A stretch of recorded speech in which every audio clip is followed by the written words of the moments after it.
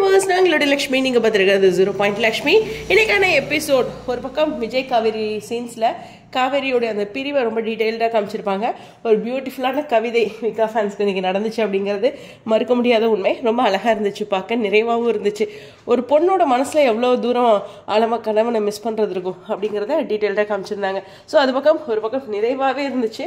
Repeat மூடில் அந்த டைலாக்ஸ்லாம் உங்கள் காதில் ஒழிச்சிட்ருக்கோம், அதில் எந்த ஒரு சந்தேகமும் இல்லை.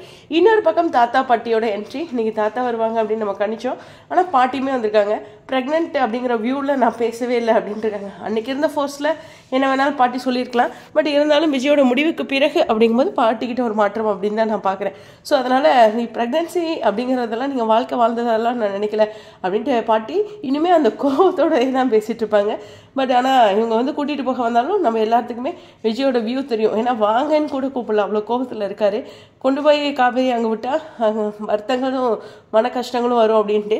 இது மாதிரி விஜய் மாதிரி நிறைய கணவர்கள் வாழ்க்கையில் நினச்சாங்கன்னா நிறைய மனைவிகள் சந்தோஷமாக இருப்பாங்க. உடனே பிரிக்கிறதுன்னு இல்லைங்க, புரிஞ்சுக்கணும். அதுக்கு தான் அது ப்ரெக்னென்சி டைமில் ஒரு நல்ல ஆரோக்கியமான ஒரு மனநிலை இருக்கணும். ஸோ அது மாதிரியான காட்சிகள். ஸோ விஜய் வந்து தாத்தா பாட்டிக்கிட்டே இங்கே தான் இருப்பேன் அப்படிங்கிறத ஸ்ட்ரிட் அண்ட் ரைட்டாக ஒரு கொஞ்சம் அன்போடும் சொல்லியிருக்காரு. சரி, இந்த வீடியோ பற்றி உங்களுடைய கற்றுக்கலாம். ஸ்டேடியம்.